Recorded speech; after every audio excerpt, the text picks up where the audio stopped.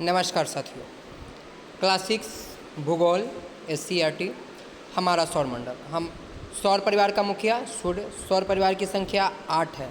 इसका एक ट्रिक है MVEMJ सन, यानी सूर्य के से ये कौन नज़दीक है और सबसे दूर कौन है। तो M से मरकरी, V से वीनस, E से अर्थ, M से मार्स, J से जुपिटर, A से सैटर्न, U से यूरेनस, N से नहीं। परीक्षा में बहुत ज़्यादा क्वेश्चन पूछा जाता है कि सूर्य के सबसे नज़दीक, तो सूर्य के सबसे नज़दीक कौन हो जाएगा? बुध हो जाएगा। सबसे निकट बुध, लाल ग्रह मंगल होता है। एकमात्र ग्रह जिसके चारों ओर छल्ले हैं शनि है। प्लूटो अब क्षुद्र की संज्ञा दी गई है। प्लूटो जो है अब खत्म हो गया ग्रह से, अब क्षुद्र ग्रह की संज्ञा दी गई है। सभी तारों का अपना प्रकाश होता है। सूर्य भी एक क्या है? तारा है। सूर्य का प्रकाश पृथ्वी पर पहुंचने में लगा समय कितना होता है? बहुत इंपॉर्टेंट क्वेश्चन है बंधु ये। सूर्य का प्रकाश पृथ्वी पर पहुंचने में लगा समय जो है 8 मिनट। सूर्य के बाद सबसे नज़दीक का तारे का प्रकाश पृथ्वी तक पहुंचने में लगा समय कितना है? 4 वर्ष है। एकमात्र ग्रह जहां जीवन मिलता है पृथ्वी है, जिसे नीला ग्रह कहते हैं। पृथ्वी का 71% भूभाग जल से घिरा है तथा मात्र 29% स्थल है। पृथ्वी का एकमात्र उपग्रह कौन है? चांद है। चंद्रमा का प्रकाश पृथ्वी पर लगभग 7 सेकेंड में पहुँचता है। चंद्रमा का प्रकाश पृथ्वी पर लगभग 7 सेकेंड में पहुँचता है। ठीक है।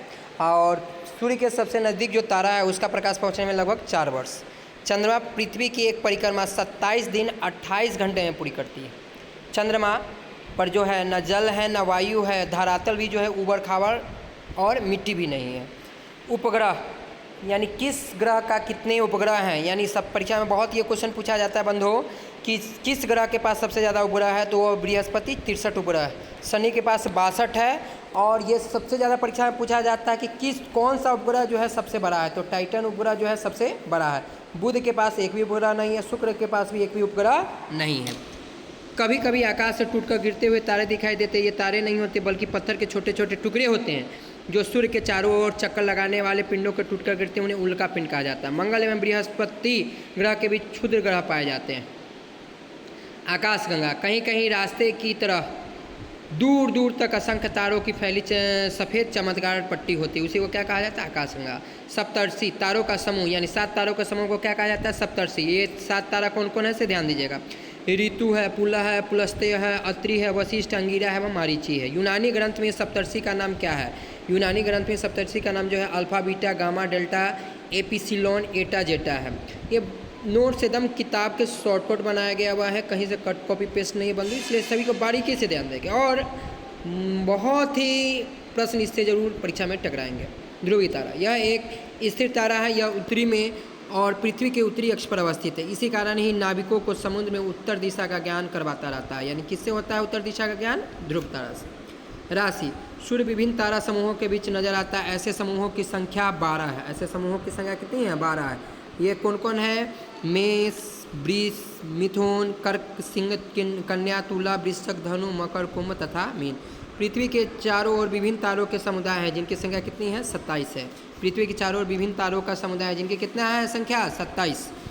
पृथ्वी की परिक्रमा करने के दौरान तारों के इन समूहों के सामने से गुजरना पड़ता है। इन तारों के समूह को नक्षत्र कहते हैं। इसकी संख्या 27 है। नक्षत्रों की संख्या कितनी है? 27 है बंधु। अश्वनी, भरणी, कृतिका, रोहिणी, मृगशिरा, आद्रा, पुनर्वसु, पुष्य, अश्लेषा, माघा, पूर्वा, फागुनी, उत्तरी, फागुनी, हस्त, हथिया जिसको कहा जाता है, चित्रा, स्वाति, विशाखा, अनुराधा, ज्येष्ठ, मूल, पूर्वा, आषाढ़, उत्तराषाढ़, श्रावण, घनिष्ठा, भिषा, पूर्वा, भाद्रपद, उत्तरा भाद्रपद एवं रेवती है। नक्षत्र की अवधि कितनी दिन की होती है? 14 दिन की। पत्रा आप लोग देखते हो, ये जो ब्राह्मण लोग बताते हैं ये नक्षत्र ये ही सब देखा जाता है।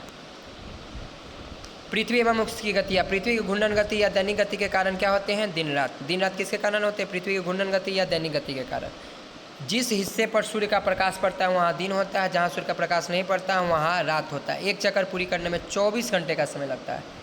एक चक्कर पूरी करने में कितने घंटे का समय लगता है? 24। उत्तरी ध्रुव को दक्षिण ध्रुव से मिलाने वाली काल्पनिक रेखा को क्या कहते हैं? अक्ष कहते हैं। यानी उत्तरी ध्रुव को दक्षिणी ध्रुव से मिलाने वाली रेखा को अक्ष, और पृथ्वी अक्ष ने अपने अक्ष पर 23.5 डिग्री झुकी हुई है। अपने अक्ष पर घूमते हुए पृथ्वी 365 दिनों में धीरे धीरे खिसकते हुए सूर्य का एक चक्कर पूरा करती है। पृथ्वी की इस वार्षिक गति को ही परिभ्रमण गति कहा जाता है। पृथ्वी पश्चिम से पूरब की ओर, पृथ्वी कैसे चलती है? पश्चिम से पूरब की ओर घूमती है, इसलिए सूर्य पूरब से पश्चिम की ओर जाता हुआ प्रतीत होता है। सूर्य की इस गति को आभासी गति कहा जाता है। पृथ्वी के घूर्णन गति के कारण मौसम एवं ऋतुएं बदलते हैं। पूछ देगा परीक्षा में कि मौसम एवं ऋतुएं किसके कारण? तो पृथ्वी के घूर्णन गति के कारण। सूर्य के सामने बड़ा एवं छोटा। उत्तरी गोलार्ध पर सबसे बड़ा दिन कौन है? 21 जून। और सबसे छोटी उत्तरी गोलार्ध पर सबसे बड़ा दिन जो है 21 जून दिन, और दक्षिणी गोलार्ध पर जो बड़ा दिन है 22 दिसंबर, और छोटा क्या है? रात है। ठीक है। उत्तरी ध्रुव पर 6 महीने लगातार वो दिन रहते हैं, लगातार उत्तरी ध्रुव पर जो 6 महीना दिन और 6 महीना रात। पृथ्वी के घूर्णन के कारण ही दिन रात होते हैं और परिभ्रमण के कारण मौसम बदलते रहते हैं। याद रखिएगा, बहुत इंपॉर्टेंट क्वेश्चन है कि दिन रात किसके कारण? पृथ्वी के घूर्णन के कारण। और मौसम ऋतु किसके कारण? परिभ्रमण के कारण। 21 मार्च और 23 सितंबर को दिन रात बराबर होते हैं। ये तिथियां समदिवारात्रि कही जाती है। परीक्षा में कई बार हम बीपीएससी में देखे हैं, पूछा गया है कि समदिवारात्रि किसे कहा जाता है? जहाँ दिन रात बराबर होते हैं। तो कौन डेट है? 21 मार्च और 23 सितंबर। पृथ्वी को उत्तर और दक्षिण दो बराबर हिस्सों में बांटे तो बीच के हिस्से में सूर्य की किरणें लगभग हमेशा सीधी पड़ेगी। यहाँ सालों भर की, बिल्कुल जहाँ विषुवत रेखा का जो नज़दीक में है, जहाँ सूर्य की प्रकाश एकदम सीधा पड़ेगा, वहाँ गर्मी रहेगा। इस क्षेत्र को उष्ण कटिबंधीय की पेटी कहते हैं। पृथ्वी की गोलाकार सतह के कारण सूर्य की किरणें तिरछी होती जाती है, बड़े हिस्से में फैल जाती है, जिसके कारण उष्ण कटिबंधीय क्षेत्र की अपेक्षा कम गर्मी मिलती है। इसे शीतोष्ण कटिबंधीय, यानी थोड़ा तिरछा पड़ेगा तो वो शीतोष्ण कटिबंधीय। ध्रुव के निकट सूर्य के किरणें नहीं पड़ने के कारण वहाँ के धरातल में वातावरण को गर्म नहीं कर पाती है। ध्रुव के नीचे, यानी जहाँ एकदम सेंटर पर है, यानी किनारे पर है, वहाँ सूर्य का रोशनी पड़ता ही नहीं, तो वो दलदली क्षेत्र होगा, नहीं तो बर्फबारी वाला क्षेत्र होगा। ठीक है। इसे शीत को शीत कटिबंध की पेटी कहा जाता है। पृथ्वी के झुकाव तथा अक्षीय एवं वार्षिक गति के प्रभाव से ही तो मौसम बदलते रहते हैं। चांद पर पहुंचने वाले पहले व्यक्ति कौन है? नील आर्मस्ट्रॉन्ग है। कौन है? नील आर्मस्ट्रॉन्ग है। पृथ्वी के परिमंडल, कुछ पौधे पानी में भी होते हैं जिन्हें जलीय जीव कहते हैं। जल में रहने वाले जीव को जलचर कहते हैं, है ना। पृथ्वी पर 4 बड़े जलभाग है: प्रशांत महासागर, अटलांटिक, हिंद महासागर और आर्कटिक। तालाब, आहर, झील, सागर, महासागर इत्यादि पृथ्वी पर जल के विभिन्न भाग हैं जिन्हें जलमंडल कहते हैं। ये पृथ्वी के कहते हैं। पूछ देता है कि कितने, यानी पृथ्वी के कितने भूभाग पर जल है, तो 71% भाग पर है। वर्ष 1984 में राकेश शर्मा अंतरिक्ष की यात्रा पर थे, भारतीय थे। स्थल संधि, स्थल का एक संकरा भाग जो 2 बड़े स्थल खंडों को एक दूसरे से जोड़ता है। संधि मतलब क्या होता है? जोड़ना। जल संधि मतलब जो जल को जोड़ेगा। पानी का एक सकरा भाग जो बड़े जल राशि जैसे समुद्र या महासागर एक दूसरे से जोड़ता है। जयमंडल, जहाँ तीनों मंडल उपस्थित होते हैं वही जीवन पनपता है। यह जगह क्या है? सीमित है। वायुमंडल, ध्यान दीजिएगा बंधु। वायुमंडल पृथ्वी के चारों ओर घेरे हुए वायु के विस्तृत फैलाव को वायुमंडल कहते हैं। वायुमंडल के ऊपरी परत के अध्ययन को वायु विज्ञान, अंग्रेजी में एयरोलॉजी कहते हैं। क्या कहते हैं? एयरोलॉजी कहते हैं। ठीक है, ध्यान दीजिएगा। निचली परत के अध्ययन को ऋतु विज्ञान, जिसको मेट्रोलॉजी कहा जाता है। परीक्षा में सबसे ज़्यादा क्वेश्चन यही पूछा जाता है कि नाइट्रोजन का कितना प्रतिशत जो है वायुमंडल में है, तो 78.0 यानी 78%। रंगहीन, गंधहीन और स्वादहीन होता है। ऑक्सीजन जो है 20.93 यानी 21%। कार्बन डाइऑक्साइड भारी गैस होता है और निचली परत में पाया जाता है वायुमंडल में। इसका जो प्रतिशत है 0.0333 भी रह सकता है। आर्गन 0.93%।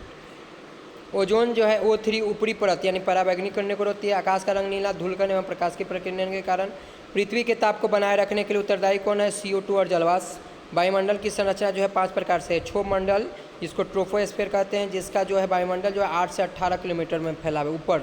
समतापमंडल स्ट्रेटोस्फीयर 18 से 32 किलोमीटर। ओजोन मंडल ओजोनोस्फीयर 32 से 60। आयन मंडल आयनोस्फीयर 60 से 640 किलोमीटर है। और बाह्य या बहिमंडल, जिसको एक्सोस्फीयर कहते हैं, 640 किलोमीटर से ऊपर। क्षोभ मंडल, इसमें सभी वायुमंडलीय घटनाएं होती है, जैसे बादल, आंधी एवं वर्षा। हवाई जहाज, पंखा, जो पंखा वाला हवाई जहाज आता है ये क्षोभे मंडल में उड़ता है। क्षोभे मंडल का दूसरा नाम जो है संवहन मंडल या अधोमंडल है। सब तापमंडल में कौन उड़ता है? वायुयान उड़ता है। ओजोन मंडल जो होता है, जिसको पृथ्वी वायुमंडल का सुरक्षा कवच कहा जाता है, ये सूर्य से आने वाली पराबैंगनी किरणों को अवशोषित कर लेती है, इसलिए पृथ्वी का सुरक्षा कवच भी कहते हैं। ओजोन परत को नष्ट करने वाली गैस कौन है? CFC है, जो क्लोरोफ्लोरोकार्बन करते हैं। CFC जो है फ्रीज, जिसको रेफ्रिजरेटर करते हैं, एयर कंडीशन से निकलती है। ओजोन परत की मोटाई नापने में डॉप्सन इकाई का प्रयोग किया जाता है।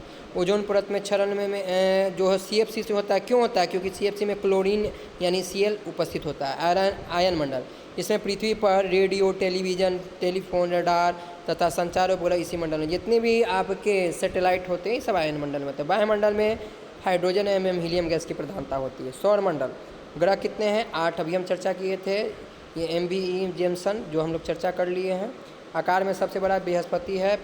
सूर्य ग्रहण कब लगता है? सूर्य ग्रहण जो है पृथ्वी और सूर्य के बीच में चंद्रमा आ जाएगा। चंद्र ग्रहण जब चंद्रमा और सूर्य के बीच में पृथ्वी आ जाएगा। घनत्व में सबसे बड़ा जो है शनि है। वलय युक्त ग्रह जो है वो भी शनि है। पृथ्वी के प्रमुख स्थल रूप यानी सबसे ऊंची को कहा जाता है पहाड़, उससे नीचे को कहा जाता है पठार, उससे नीचे को मैदान और सबसे नीचे को सागर कहा जाता है। वाल्मीकि नगर घने जंगल और पहाड़ है पश्चिम चंपारण। धान के लिए उपयुक्त मिट्टी जो होता है केवाल मिट्टी, जिसको चिकनी मिट्टी कहा जाता है। दाल के लिए उपयुक्त मिट्टी जो होता है दलदली होता है। प्रायः नीची और समतल भूमि का प्रदेश मैदान जो है मैदान कहलाता है। मैदान 3 प्रकार के होते हैं। अपर्दन मूलक मैदान, जिनकी रचना में अपर्दन की क्रिया का प्रमुख हाथ रहता है, जैसे फिनलैंड का मैदान, उत्तर यूरोप तथा कनाडा के पूर्वी क्षेत्र का मैदान। निक्षेपण की क्रिया द्वारा नदियों, हिमानी वायु तथा सागरीय तरंगों से जो मैदान बनते हैं, जैसे केरल के तट के मैदान, हंगरी का मैदान। रचनात्मक, इसका निर्माण पृथ्वी के आंतरिक हलचलों द्वारा होता है, जैसे उत्तरी अमेरिका का मध्यवर्ती मैदान। पंजाब से लेकर पूरब में असम तक का इलाका सतलज, गंगा, ब्रह्मपुत्र का मैदान कहलाते हैं। इसे भारत के उत्तरी विशाल मैदान के नाम से जाना जाता है। पठार आसपास की भूमि से ऊंचा होता है तथा ऊपर का भाग सपाट होता है, जैसे ढक्कन का पहाड़, छोटा नागपुर का पहाड़। पनीर के पठार को संसार की छत कहा जाता है। तिब्बत का पठार संसार का सबसे ऊंचा पठार है।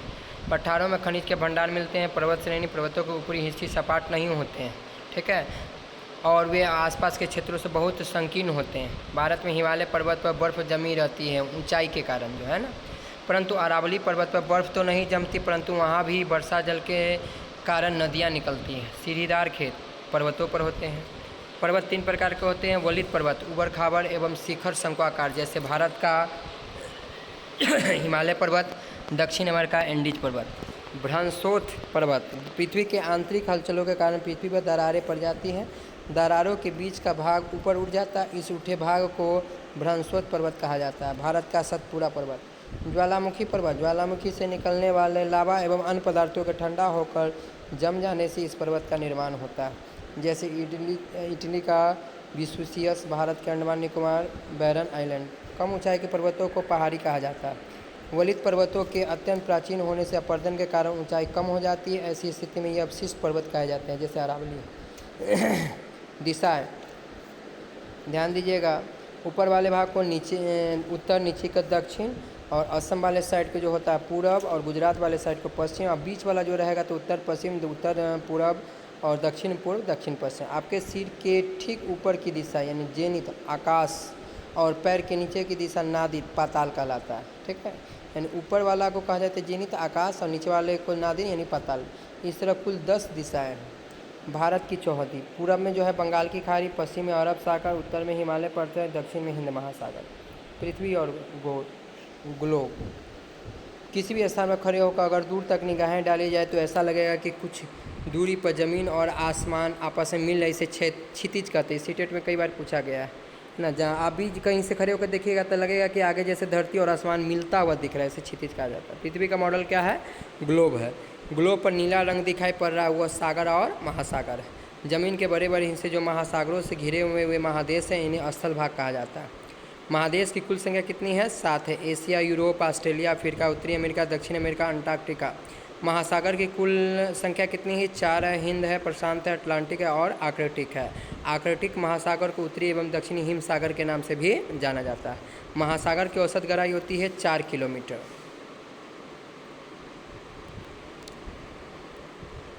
50 ओवरों के क्रिकेट मैच गुवाहाटी में 8:30 AM पूर्वाह्न बजे शुरू होता है, जबकि मुंबई में वही मैच 9:30 AM पूर्वाह्न से शुरू होता है ना। ऑस्ट्रेलिया के सिडनी शहर में 10 बजे हॉकी मैच शुरू होता है, जबकि पटना के इतने लोग सो रहे थे। ईटानगर में देखते हैं कि ऐसा क्यों होता है, क्योंकि सूर्य के यानी पृथ्वी पर जब जिधर सूर्य का प्रकाश पड़ेगा उधर दिन होगा, जहाँ एक तरफ सूर्य का प्रकाश पड़ेगा तो दूसरी तरफ अंधेरा रहेगा, तो वहाँ रात होगा। सही स्थिति और समय की पहचान। समय की पहचान देशांतर रेखा करता है। गोले का आधा भाग को गोलार्ध कहा जाता है। पृथ्वी को भी उत्तरी एवं दक्षिणी 2 बराबर भागों में बांटने वाली रेखा है, या वृत्त, भूमध्य रेखीय वृत्त या विषुवत रेखा भी कहा जाता है। ये देखिए बहुत इंपॉर्टेंट क्वेश्चन है। यही जो है बीच वाला हिस्सा जो है पूरब से पश्चिम की ओर बांटता है, इसको विषुवत रेखा या भूमध्य रेखा कहा जाता है। अक्षांश रेखा से हम किसी स्थान के तापमान के बारे में जानते हैं। ये देशांतर रेखा है। ऊपर वाला जो आता है अक्षांश रेखा, उत्तरी ध्रुव से दक्षिण ध्रुव जो आएगा अक्षांश, इससे टेम्परेचर पता चलता है। भूमध्य रेखा या विषुवतीय रेखा को ऊपर वाला जो है कर्क रेखा है, नीचे वाला मकर रेखा है। ये 23.5 डिग्री जो ऊपर झुकाव है विषुवत रेखा पर, भूमध्य रेखा के 23.5 डिग्री कर्क रेखा पर भी है और मकर रेखा में भी 23.5 डिग्री है। ठीक है, देखिए ये उत्तरी गोलार्ध है, बीच वाला विषुवत रेखा या भूमध्य रेखा है। ठीक है, पूर्व से पश्चिम चलता है। ये जो है 0 डिग्री होता है विषुवत रेखा पर, ऊपर से 20, 40, 60, 80, इसी तरह 20, 40, 60, 80 होता है। आगे ध्यान दीजिए, उत्तरी ध्रुव। ठीक है, उत्तरी ध्रुव से दक्षिण ध्रुव, इसको प्रधान मध्याह्न रेखा 0 डिग्री से देशांतर को प्रधान देशांतर रेखा या प्रधान मध्याह्न रेखा कहा जाता है। 180 डिग्री देशांतर रेखा को अंतर्राष्ट्रीय तिथि रेखा, ये बहुत परीक्षा में पूछा जाता है बंद। 180 डिग्री देशांतर रेखा को अंतर्राष्ट्रीय तिथि रेखा कहा जाता है। 180 डिग्री देशांतर रेखा एक ही रेखा होती है, इसलिए यह पूर्व या पश्चिम नहीं होती है। यह एक देशांतर से दूसरी देशांतर पहुंचने में 4 मिनट लगता है। अंतर्राष्ट्रीय रेखा से पश्चिम जाने पर एक तिथि बढ़ा दी जाती है, जबकि पूरब आने पर एक तिथि घटा दी। बहुत इंपॉर्टेंट है, अंतर्राष्ट्रीय रेखा से पश्चिम जाने पर एक तिथि बढ़ा दी जाती है, पूरब आने पर एक तिथि घटा दी जाती है। सबसे अधिक गर्मी कहाँ होता है? उष्णकटिबंध, जहाँ विषुवत रेखा के एकदम सीधा सूर्य का प्रकाश पड़ता है। तापमान मध्यम जाड़े में सर्दी समशीतोष्ण कटिबंध, सालों भर ठंड शीत कटिबंध। देखिए ये बहुत ही अच्छा तरीके से बंधु समझाया गया है। आप लोग भी अगर ध्यान से दीजिएगा तो बहुत ही अच्छा ये आपको समझ में आ जाएगा। ठीक है, ये बीच वाला जो रेखा है उसको विषुवत रेखा कहते हैं। ऊपर वाला जो 23.5 डिग्री झुकाव है कर्क नीचे वाला है मकर रेखा। ऊपरी जो होगा उत्तरी शीतोष्ण कटिबंध, बीच वाला नीचे दक्षिणी शीतोष्ण। आइए जो उत्तरी ध्रुव और दक्षिण ध्रुव में एकदम ठंडा पड़ेगा, ये 66.5 डिग्री, ये भी 66.5 डिग्री है। उत्तरी शीत कटि, ये दक्षिणी शीत कटि। और विषुवत रेखा पर जो है गर्मी पड़ेगा। ठीक है, मकर रेखा पर उसके अपेक्षा थोड़ा कम गर्मी पड़ेगा, यानी शीतोष्ण होगा, यहाँ शीत कटिबंध हो जाएगा। ठीक है, ऊपर वाले आकृतिक वृत्त है और नीचे वाला दक्षिणी आकृतिक वृत्त है। मानचित्र अध्ययन, मानचित्र बनाने की 3 बातें महत्वपूर्ण है: संकेत का उपयोग करना, मापक का उपयोग करना, दिशाओं का निर्धारण करना। ठीक है, आगे ध्यान दीजिएगा। भौतिक मानचित्र, मानचित्र में भी 3 प्रकार हैं, यानी भौतिक, इसमें हम पर्वतों, पठारों, मैदानों, नदियों, महासागर आदि को दर्शाते हैं, उसे भौतिक मानचित्र। राजनीतिक मानचित्र, गांव, शहर, राज्य, देश एवं विश्व के विभिन्न देशों तथा उनकी सीमाओं को दर्शाने वाले मानचित्र राजनीतिक मानचित्र कहलाते हैं। थीमेटिक मानचित्र, इन मानचित्रों में दी गई सूचनाओं के आधार पर उनका नामकरण किया जाता है, जैसे जलवायु मानचित्र, वनस्पति मानचित्र, जनसंख्या मानचित्र, वर्षा मानचित्र, उद्योग मानचित्र। ठीक है, आगे ध्यान दीजिएगा। रंग एवं चिन्ह, गुरुजी ने बताया नक्शे में रंगों एवं चिन्हों के प्रतीक की सहायता से हम वहाँ की जानकारी प्राप्त कर सकते हैं। इसके लिए एकरूपता रखी गई है। जलाशय को नीला रंग से, पर्वत को भूरा रंग से, पठार को पीला रंग से, मैदान को हरा रंग से। ठीक है, आगे ध्यान दीजिए। हमारा राज्य बिहार पूरब से पश्चिम कितना किलोमीटर? 483 किलोमीटर। उत्तर से दक्षिण 345। चौहद्दी क्या है? उत्तर में नेपाल, दक्षिण में झारखंड, पूरब में पश्चिम बंगाल, पश्चिम में उत्तर प्रदेश। 9 प्रमंडल हैं, 38 जिला है, 534 प्रखंड है। प्रमुख ऋतुएँ हैं ग्रीष्म, वर्षा और शीत। बलुआही मिट्टी कहाँ है? बलुआही मिट्टी जो है किसके लिए है? परवल के लिए, ककड़ी के लिए, मिश्री, कंद, तरबूज एवं दोमट मिट्टी मक्का, दलहन एवं गेहूं के लिए। तंबाकू खेती के लिए वैशाली, समस्तीपुर और मुजफ्फरपुर है।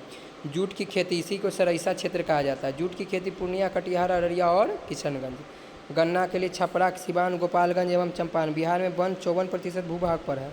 राष्ट्रीय पशु कौन है? बाघ है। वाल्मीकि नगर अभ्यारण्य किसके लिए है? बाघ के लिए, जंगली सूअर, भालू और हिरण के लिए। संजय गांधी जैविक उद्यान कहाँ है? पटना में है। 2011 के जनगणना के अनुसार बिहार की जनसंख्या जो है 10,38,04,637, इसे 12 करोड़ भी कहा जाता है। बिहार में धान की खेती प्रमुख है। ताल क्षेत्र कौन है? पटना से पूरब, फतुआ से बरहिया, मोकामा तक में। दलहन और रबी की फसलें प्रमुख है। सोमेश्वर की पहाड़ियाँ कहाँ? उत्तर पश्चिम में, हिमालय की तराई में, यानी पश्चिम चंपारण, बेतिया में है ये। बिहार दर्शन, बोध गया मंदिर विश्व धरोहर की सूची में है, ये कहाँ है? गया है। बुद्ध को ज्ञान की प्राप्ति कहाँ हुआ? बोधि वृक्ष। मुचलिंद सरोवर कहाँ है? बोध गया में। विष्णुपद मंदिर कहाँ है? गया, फल्गु के तट पर। ये बहुत इंपॉर्टेंट क्वेश्चन सब है। यहाँ भगवान विष्णु के पद चिन्ह है। इस मंदिर को काले पत्थरों से रानी अहिल्याबाई ने बनवाया था। ठीक है, यानी भगवान विष्णु के पद चिन्ह है, यानी कहाँ? विष्णुपद मंदिर में। प्रतिवर्ष आश्विन महीने के किस पक्ष में यहाँ पितृपक्ष का मेला 15 दिनों तक के लिए लगता है? ठीक है, राजगीर के पहाड़ियों में गंधक है। राजगीर की पहाड़ी में क्या है? गंधक है, इसलिए यहाँ से गर्म पानी का स्रोत होता है। पावापुरी महापरिनिर्वाण है किसका? महावीर का। तालाब के बीचों बीच स्थित जल मंदिर में भगवान महावीर के दर्शन किए। मनियार मठ या जरासंग और खारा कहाँ है? राजगीर में है। ककुलो जलप्रपात नवादा, ठंडे जल के लिए। बिहार दर्शन टूर, शेरशाह का मकबरा, सासाराम, पटना का गोलघर। जीटी रोड कहाँ है? पंजाब में, ऐसे NH2 है ये। पंजाब में यह हमारे राजपुरा से शुरू होकर लुधियाना, फिलौर से जलंधर होते हुए अमृतसर के अटारी से पाकिस्तान की ओर चला जाता है। ग्रैंड कोड रेलवे लाइन कहाँ है? दिल्ली से हावड़ा। अफगान शासक कौन थे? शेरशाह थे। मकबरा अष्टकोणीय है, लाल पत्थर से बना है। शेरशाह ने हुमायूं को हटाकर भारत की गद्दी पर कब्जा कर लिया था। गुलगढ़ का निर्माण 1786 ईस्वी में कैप्टन जॉन गॉल्स्टीन। इसकी दीवारें 12 फीट मोटी और 96 फीट ऊंची है। श्री हरमंदिर साहिब गुरुद्वारा कहाँ है? पटना में। गुरु गोबिंद सिंह का जन्म स्थान है। दीदारगंज कहाँ है? पटना में है। 5000 वर्ष पुराना विशाल पेड़ कहाँ है? पटना संग्रहालय में। फरीद खां ने युवा काल में ही अपने संरक्षक की रक्षा करते हुए एक शेर को तलवार से ही एक बार में 2 टुकड़े कर दिए, तभी से उससे शेर शाह पुकारे जाना लगा। उनका पहला नाम फरीद खां था। ठीक है, आगे ध्यान दीजिएगा। चलिए बंधु, इसी प्रकार क्लास 6 का भूगोल खत्म हो गया। आप लोग चैनल पर ज़रूर बने रहें। प्रतिदिन कल हम डाले थे क्लास 9 का ज्योग्राफी, आज 6 का डालें। प्रतिदिन बीपीएससी जब तक परीक्षा नहीं हो जाती है, यूट्यूब चैनल जो है गैलेक्सी का बहुत ही महत्वपूर्ण है। जितनी भी वीडियो हैं आप लोग ज़रूर ओपन करके ज़रूर देखें, ये आपके हित के लिए। धन्यवाद, फिर मिलते हैं नेक्स्ट वीडियो के साथ।